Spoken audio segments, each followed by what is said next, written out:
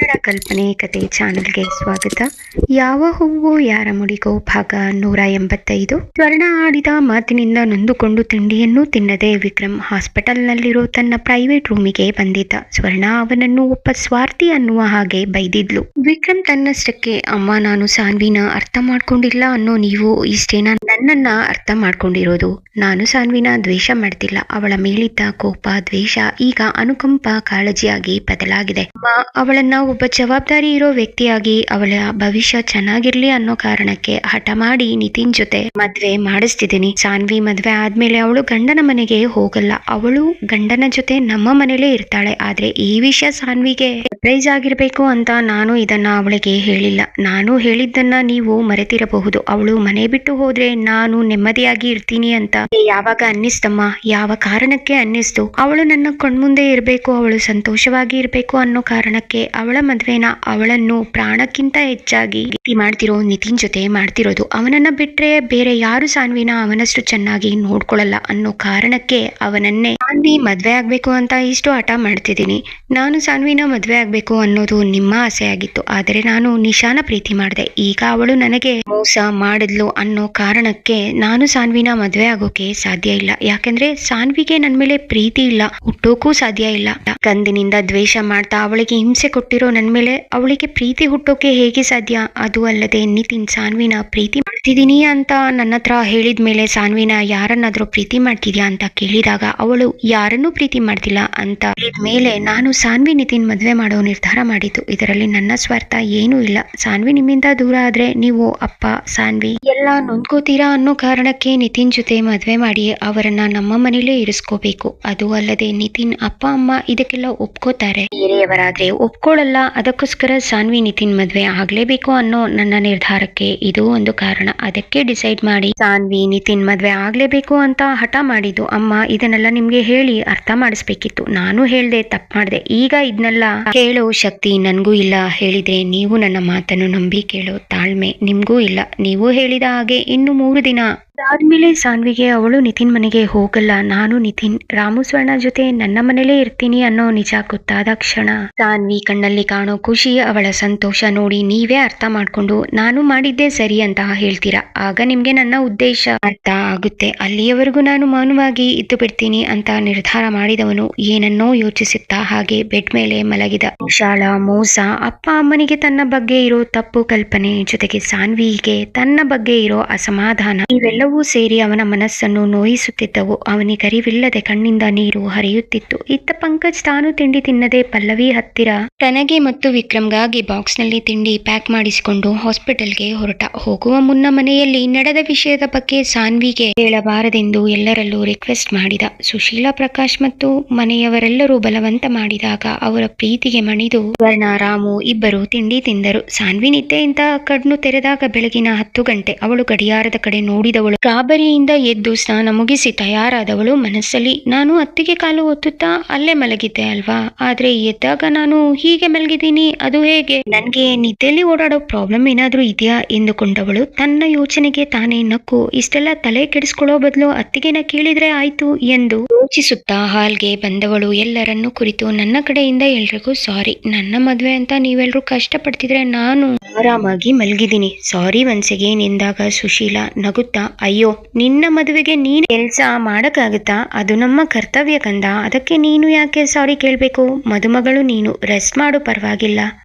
Event ಆರ್ಗನೈಸರ್ಗೆ ಕೊಟ್ಟಾಗಿದೆ. ಇನ್ನೇನಿದ್ರು ಸಣ್ಣ ಪುಟ್ಟ ಕೆಲಸ ಅಷ್ಟೇ. ಅದನ್ನು ಮಾಡೋದು ಕಷ್ಟ ಅಲ್ಲ, ಆದ್ರೆ ನಿದ್ರೆಗೆಡೋದು ಕಷ್ಟ. ನಾವು ನಿದ್ದೆಗೆಟ್ರೆ ಪರವಾಗಿಲ್ಲ, ಆದ್ರೆ ನೀನು ನಿದ್ದೆಗೆಟ್ರೆ ಫೇಸ್ ಡಲ್ ಆಗತ್ತೆ. ಫೋಟೋ ವಿಡಿಯೋ ಎಲ್ಲ ಚೆನ್ನಾಗಿ ಬರಲ್ಲಮ್ಮ, ನೀನು ಆದಷ್ಟು ರೆಸ್ಟ್ ಮಾಡು ಎಂದಳು ಕಾಳಜಿಯಲ್ಲಿ. ಆಗ ಸಂಜೆ, ಅಮ್ಮ ಹೇಳ್ತಾರೆ ಅಂತ ಮುಹೂರ್ತದವರೆಗೂ ಮಲ್ಕೊಂಡ್ಬಿಟ್ಟಿಯ, ಆಮೇಲೆ ಮದುಮಗಳ ತರ ಡ್ರೆಸ್ ಮಾಡ್ಕೊಳ್ಳೋಕು ಟೈಮ್ ಇಲ್ದೆ ಜೀನ್ಸ್ ಟಾಪ್ ಹಾಕೊಂಡೇ ಮದ್ವೆ ಆಗ್ಬೇಕಾಗತ್ತೆ ಎಂದಾಗ ಪಲ್ಲವಿ, ಸಂಜು ತಮಾಷೆ ಸಾಕು ಎಂದಾಗ ಸಂಜು, ಓಕೆ ಬಾಯ್, ಕೆಲ್ಸಕ್ಕೆ ಹೋಗಿ ಬರ್ತೀನಿ, ನಾಳೆಯಿಂದ 3 ದಿನ ರಜೆ ಹಾಕಿ ಬರ್ತೀನಿ ಎಂದು ಹೇಳಿ ಮನೆಯಿಂದ ಹೊರಟ. ಪಂಕಜ್ ಹಾಸ್ಪಿಟಲ್ ನಲ್ಲಿದ್ದ ವಿಕ್ರಮ್ನ ಪ್ರೈವೇಟ್ ರೂಮ್ಗೆ ಬಂದವನಿಗೆ ವಿಕ್ರಮ್ನ ಸ್ಥಿತಿ ನೋಡಿ ಅಯ್ಯೋ ಎನಿಸಿತು. ಅವನ ಕಣ್ಣಿಂದ ಹರಿಯುತ್ತಿದ್ದ ಕಣ್ಣೀರು ನೋಡಿ ಗಾಬರಿಯಾದ. ಅವನ ಬಳಿ ಬಂದು ವಿಕ್ರಮ್ ಎಂದವನ ಧ್ವನಿ ಕೇಳಿ ಕಣ್ಣು ಬಿಟ್ಟ ವಿಕ್ರಮ್ ಪಂಕಜ್ನನ್ನು ನೋಡಿ ಎದ್ದು ಕುಳಿತು ತನ್ನ ಕಣ್ಣೀರನ್ನು ಒರೆಸಿಕೊಳ್ಳುತ್ತಾ, ಪಂಕಜ್ ನೀನು ಯಾವಾಗ ಬಂದೆ ಎಂದಾಗ, ಪಂಕಜ್ ಈಗ ಬಂದೆ, ಯಾಕೋ ಕಣ್ಣಲ್ಲಿ ನೀರು? ಸ್ವರ್ಣ ಆಂಟಿ ಆ ರೀತಿ ಮಾತಾಡಿದ್ರು ಅಂತ ಬೇಜಾರ್ ಮಾಡ್ಕೊಂಡ್ಯಾ ಎಂದಾಗ ವಿಕ್ರಮ್, ಏನಿಲ್ಲ,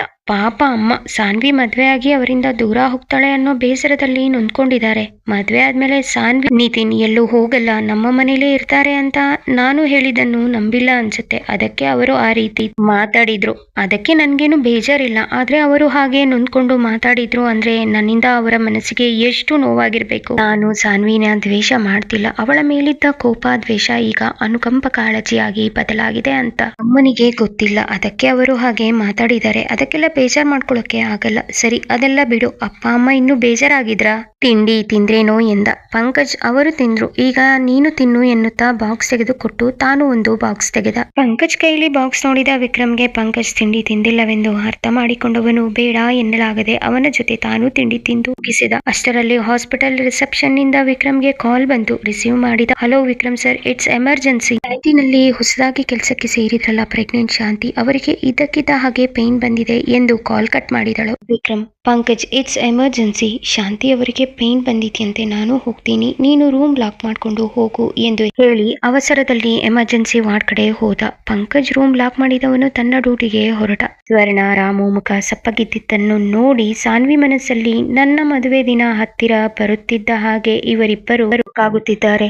ವಿಕ್ರಮ್ ಸರ್ ಜೊತೆ ನನ್ನ ಮದುವೆ ನಡೆಯಲ್ಲ ಅನ್ನೋ ನೋವಿನ ಜೊತೆಗೆ ನಿತಿನ್ ಜೊತೆ ನನ್ನ ಮದುವೆ ಆದ್ಮೇಲೆ ಅವರಿಂದ ದೂರ ಆಗ್ತೀನಿ ಅನ್ನೋ ಸಂಕಟ ಸೇರಿ ಇವರು ಒಳಗೊಳಗೆ ಕೊರಗುತ್ತಿದ್ದಾರೆ. ನಾನು ಅವರ ಮಗನನ್ನೇ ಮದುವೆ ಆಗೋದು ಅನ್ನೋ ಸತ್ಯ ಅವರಿಗೆ ಗೊತ್ತಿಲ್ಲ. ಮೊದಲೇ ಹೇಳಿದ್ರೆ ಸರಿ ಹೋಗಲ್ಲ. ನನ್ನ ಮನಸ್ಸಲ್ಲಿ ಕೂಡ ಒಂದೇ ಕಡೆ ಭಯ ಇದ್ದೇ ಇದೆ. ಅಕಸ್ಮಾತ್ ನನ್ನ ವಿಕ್ರಮ್ ಸರ್ ಮದುವೆ ನಡೀಲಿಲ್ಲ ಅಂದ್ರೆ ನಿತಿನ್ ಜೊತೆ ನನ್ನ ಮದುವೆ ಆಗ್ಬಿಟ್ರೆ, ಇಲ್ಲ ವಿಕ್ರಮ್ ಸರ್ ಜೊತೆ ನನ್ನ ಮದ್ವೆ ಆಗುತ್ತೋ ಇಲ್ವೋ ಗೊತ್ತಿಲ್ಲ, ಆದ್ರೆ ನಿತಿನ್ ಜೊತೆ ನನ್ನ ಮದ್ವೆ ನಡಿಬಾರ್ದು. ಇದ್ರಿಂದ 3 ಜನರ ಲೈಫ್ ಹಾಳಾಗುತ್ತೆ. ನೋ, ಅದಾಗ್ಬಾರ್ದು. ನನ್ಗೆ ನಂಬಿಕೆ ಇದೆ, ನನ್ನ ವಿಕ್ರಮ್ ಸರ್ ಮದ್ವೆ ನಡೆಯುತ್ತೆ. ಅಕಸ್ಮಾತ್ ನಡಿಲಿಲ್ಲ ಅಂದ್ರೆ ನನ್ನ ಪ್ರಾಣ ಹೋಗುತ್ತೆ ಹೊರತು ನನ್ನ ಮದ್ವೆ ನಿತಿನ್ ಜೊತೆ ಮಾತ್ರ ನಡೆಯಲ್ಲ. ಇದೇ ನನ್ನ ಕೊನೆ ನಿರ್ಧಾರ ಎಂದವಳು ಭಯದಿಂದ ಬೆವರುತ್ತಿದ್ದಳು. ಕ್ಷಣ ಸುಧಾರಿಸಿಕೊಂಡು, ಅಯ್ಯೋ ನಾನ್ ಯಾಕೆ ಈ ರೀತಿ ಯೋಚನೆ ಮಾಡ್ತಿದ್ದೀನಿ, ಈಗ್ಲೇ ಈ ರೀತಿ ಎಲ್ಲ ನೆಗೆಟಿವ್ ಆಗಿ ಯೋಚನೆ ಮಾಡಿ ಮನಸ್ಸನ್ನು ಹಾಳು ಮಾಡ್ಕೊಳ್ಳೋದು ಬೇಡ. ಮುಂದೆ ಏನಾಗುತ್ತೆ ಅಂತ ಗೊತ್ತಿಲ್ಲದೆ ಈಗ್ಲೇ ಏನೇನೋ ಯೋಚನೆ ಮಾಡ್ಕೊಂಡು ನನ್ನ ಸಂತೋಷನ ಹಾಳು ಮಾಡ್ಕೊಂಡು ನನ್ನ ಪ್ರೀತಿ ಮಾಡೋ ಸ್ವರ್ಣ, ರಾಮು ಜೊತೆಗೆ ಅತ್ತಿಗೆ, ಪಂಕಜಣ್ಣ ಜೊತೆಗೆ ಮನೆಯವರೆಲ್ಲರ ನೆಮ್ಮದಿ ಹಾಳಾಗುತ್ತೆ. ಬೇಡ,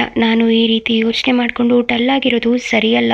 ಈಗ ನನ್ನ ಮೊದಲ ಕೆಲಸ ರಾಮು ಸ್ವರ್ಣ ಮೂಡ್ ಸರಿ ಮಾಡೋದು. ಎಸ್ ಎನ್ನುತ್ತಾ ಸ್ವರ್ಣ ಬಳಿ ಬಂದು, ಏನಾಯ್ತು ಸ್ವರ್ಣ ಡಾರ್ಲಿಂಗ್, ನಿನ್ನ ಕೂಸಿನ ಮದುವೆ ನಡೀತಿದೆ, ನೀನು ರಾಮು ಎಷ್ಟು ಖುಷಿಯಾಗಿರ್ಬೇಕು. ಅದನ್ನು ಬಿಟ್ಟು ಇಬ್ಬರು ಹೀಗೆ ಡಲ್ ಆಗಿದ್ದೀರಲ್ಲ. ನಿಮ್ಗೆ ನಾನು ಮದ್ವೆ ನಿಮ್ಮಿಂದ ದೂರ ಹೋಗ್ತೀನಿ ಅನ್ನೋ ಚಿಂತೆನಾ? ಹಾಗೆಲ್ಲ ಏನು ಚಿಂತೆ ಮಾಡ್ಬೇಡಿ. ನಮ್ಮ ಅತ್ತೆ ಮಾವ ತುಂಬಾ ಒಳ್ಳೆಯವರು, ಹಾಗೆ ನನ್ನ ಗಂಡ ಆಗೋನು ಕೂಡ ಒಳ್ಳೆಯವನು. ಅವರು ನಿಮ್ಮಿಂದ ನನ್ನನ್ನ ದೂರ ಮಾಡಲ್ಲ, ಯೋಚನೆ ಮಾಡಬೇಡಿ. ನೀವು ನನ್ನನ್ನ ನೋಡ್ಬೇಕು ಅನ್ಕೊಂಡಾಗೆಲ್ಲ ನೋಡಬಹುದು. ಪ್ಲೀಸ್ ನೊಂದ್ಕೋಬೇಡಿ. ನಿಮ್ಮನ್ನ ಈ ರೀತಿ ನನ್ಗೆ ನೋಡೋಕೆ ಆಗಲ್ಲ. ನಾನು ಇಷ್ಟ ಇಲ್ಲದೆ ಈ ಮದ್ವೆ ಆಗ್ತಿದ್ದೀನಿ ಅನ್ಕೊಂಡಿದೀರಾ? ಖಂಡಿತ ಇಲ್ಲ. ನಾನು ಇಷ್ಟಪಟ್ಟೆ ಈ ಮದ್ವೆ ಆಗ್ತಿರೋದು. ನಾವು ಪ್ರೀತಿ ಮಾಡೋರಿಗಿಂತ ನಮ್ಮನ್ನ ಪ್ರೀತಿ ಮಾಡೋರ್ನ ಮದ್ವೆ ಆದ್ರೆ ಸುಖವಾಗಿ ಇರೋದು, ಇದು ಸತ್ಯ. ಅದನ್ನೇ ಅರ್ಥ ಮಾಡ್ಕೊಂಡು ನಾನು ಮದುವೆಗೆ ಖುಷಿಯಾಗಿ ಒಪ್ಕೊಂಡಿರೋದು. ನೋಡಿ, ನಿಮ್ಮ ಮನಸ್ಸಲ್ಲಿ ಯಾವ ಅನುಮಾನ, ಬೇಸರ, ನೋವು ಇಟ್ಕೋಬೇಡಿ. ಮತ್ತೆ ಹೇಳ್ತೀನಿ ಕೇಳಿ, ನಾನು ಇಷ್ಟಪಟ್ಟೆ ಈ ಮದ್ವೆ ಆಗ್ತಿರೋದು. ಈಗ್ಲಾದ್ರೂ ಸಮಾಧಾನನ?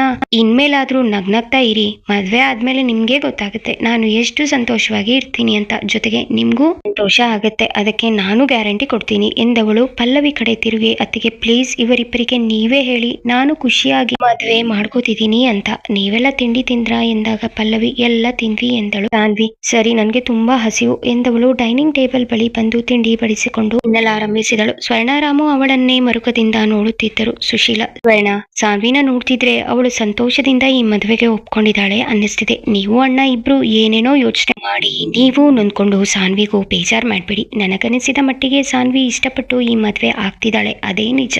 ನೀವು ಖುಷಿಯಾಗಿ ಅವಳ ಮದ್ವೆ ಮಾಡಿ, ಇದು ನನ್ನ ಕಡೆಯಿಂದ ರಿಕ್ವೆಸ್ಟ್ ಎಂದಾಗ ಸ್ವರ್ಣ, ಅಯ್ಯೋ ನೀವು ಈ ರೀತಿ ಮಾತಾಡ್ಬೇಡಿ, ನನ್ಗೆ ಮುಜುಗರ ಅನ್ಸುತ್ತೆ. ಸಾನ್ವಿ ಇಷ್ಟು ಹೇಳಿದ್ಮೇಲೆ ನನ್ಗೂ ಸಾನ್ವಿ ಇಷ್ಟಪಟ್ಟೇ ಈ ಮದ್ವೆ ಆಗ್ತಿದ್ದಾಳೆ ಅನ್ನಿಸ್ತಿದೆ. ನೋಡಿ, ಇನ್ಮೇಲೆ ಬೇಜಾರ್ ಮಾಡ್ಕೊಂಡು ಕೂರಲ್ಲ. ನನ್ನ ಕೂಸಿನ ಮದ್ವೆನ ನಾನು ನನ್ನ ಗಂಡ ಇಬ್ಬರು ಖುಷಿಯಾಗಿ ಓಡಾಡ್ಕೊಂಡು ಮಾಡ್ತೀವಿ ಅಲ್ವೇನ್ರಿ ಎಂದು ರಾಮು ಕಡೆ ನೋಡಿದಳು. ಅವನು ಹೌದೆಂಬಂತೆ ತಲೆಯಾಡಿಸಿದ. ತಿಂಡಿ ತಿಂದು ಮುಗಿಸಿದ ನಂತರ ಸಾನ್ವಿ ಪಲ್ಲವಿ ಬಳಿ ಬಂದು, ಅತ್ತಿಗೆ ನನಗೆ ಒಂದು ಡೌಟ್. ನಾನು ನಿದ್ದೆ ಬಂದು ನಿಮ್ಮ ಕಾಲ ಹತ್ರ ಮಲಗಿದ್ದೆ. ಕಣ್ಣು ಬಿಟ್ಟಾಗ ತೆಂಗಿನ ಮೇಲೆ ತಲೆ ಇಟ್ಟು ಮಲಗಿದ್ದೆ. ಮರ್ತೇ ಬಿಟ್ಟಿದೆ.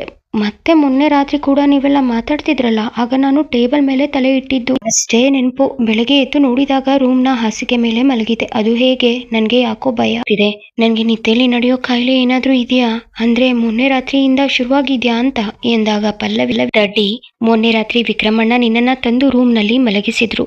ಇನ್ನು ಇವತ್ತು ಬೆಳಗ್ಗೆ ನಮ್ಮನ್ನ ಎಬ್ಬಿಸಲು ಬಂದ ಶರಣ್ಯಗೆ ನೀನು ಮಲಗಿದ್ದ ರೀತಿ ನೋಡಿ ವಿಚಿತ್ರ ಅನ್ಸಿ ಅವಳು ಅತ್ತೆಗೆ ಬಂದು ಹೇಳಿದ್ಲು. ಆಗ ಎಲ್ರು ಬಂದು ನೋಡುವಾಗ ನನ್ಗೆ ಎಚ್ಚರ ಆಯ್ತು. ನಿನ್ನನ್ನ ಡಿಸ್ಟರ್ಬ್ ಮಾಡೋದು ಬೇಡ ಅಂತ ಎಲ್ರು ಸೈಲೆಂಟ್ ಆಗಿ ಹೊರಗೆ ಬಂದ್ವಿ. ಕೊನೆಯಲ್ಲಿ ವಿಕ್ರಮಣ್ಣ ಉಳ್ಕೊಂಡ್ರು. ಮೋಸ್ಟ್ಲಿ ಅವರೇ ನಿನ್ನನ್ನ ಎತ್ತಿ ಸರಿಯಾಗಿ ಮಲಗಿಸಿರ್ಬೇಕು. ಅವರು ಹೇಳಿದಂತೆ ನಿನ್ನನ್ನ ಮದುವೆ ಮಂಟಪಕ್ಕೆ ಎತ್ಕೊಂಡು ಬರೋಕೆ ಪ್ರಾಕ್ಟೀಸ್ ಆಗ್ಬೇಕು ಅಲ್ವಾ? ಅದಕ್ಕೆ ಪದೇ ಪದೇ ಅಂದ್ರೆ ಚಾನ್ಸ್ ಸಿಕ್ಕಾಗೆಲ್ಲ ಪ್ರಾಕ್ಟೀಸ್ ಮಾಡ್ತಿದ್ದಾರೆ. ನನ್ಗೆ ತಿಳಿದ ಮಟ್ಟಿಗೆ ಮದ್ವೆ ಆದ್ಮೇಲೂ ನಿನ್ನನ್ನ ವಿಕ್ರಮಣ್ಣ ಎತ್ತಿಕೊಂಡೇ ಓಡಾಡ್ತಾರೆ ಅನ್ಸುತ್ತೆ ಎಂದಳು ನಗುತ್ತಾ. ಸಾನ್ವಿ, ಅತ್ತಿಗೆ ನೀವು ಹೀಗೆಲ್ಲ ಮಾತಾಡಿದ್ರೆ ನನ್ಗೆ ನಾಚಿಕೆ ಆಗುತ್ತೆ ಎಂದಳು ಮುಖ ಮುಚ್ಚಿಕೊಳ್ಳುತ್ತಾ. ಆಗ ಅಲ್ಲಿಗೆ ಬಂದ ಶರಣ್ಯ, ಅಯ್ಯೋ ನಮ್ಮ ರೌಡಿ ಬೇಬಿಗೆ ನಾಚಿಕೆ ಕೂಡ ಆಗುತ್ತೆ. ನಾಚಿಕೊಂಡಾಗ ನೋಡೋಕೆ ತುಂಬಾ ಮುದ್ದಾಗಿ ಕಾಣ್ತಾಳೆ. ಈಗ ಒಂದು ಫೋಟೋ ಎನ್ನುತ್ತಾ ಶರಣ್ಯ ತನ್ನ ಫೋನಿನಲ್ಲಿ ಸಾನ್ವಿ ಫೋಟೋ ತೆಗೆದಳು. ಮುಂದೇನು ಎಲ್ಲರೂ ಅಂದುಕೊಂಡಂತೆ ಸಾನ್ವಿ ವಿಕ್ರಮ್ ಮದ್ವೆ ನೆರವೇರುತ್ತಾ? ನಿಮ್ಗೂ ಆ ಕುತೂಹಲ ಇದ್ರೆ ಮುಂದಿನ ಕತೆಗಾಗಿ ಕಮೆಂಟ್ ಮಾಡಿ. ಈ ಕತೆ ನಿಮ್ಗೆ ಹೇಗೆ ಅನ್ನಿಸಿತು ದಯವಿಟ್ಟು ಕಮೆಂಟ್ ನಲ್ಲಿ ತಿಳಿಸಿ. ನನ್ನ ಚಾನೆಲ್ಗೆ ದಯವಿಟ್ಟು ಸಬ್ಸ್ಕ್ರೈಬ್ ಮಾಡಿಕೊಳ್ಳಿ, ವಿಡಿಯೋಗೆ ಲೈಕ್ ಮಾಡಿ,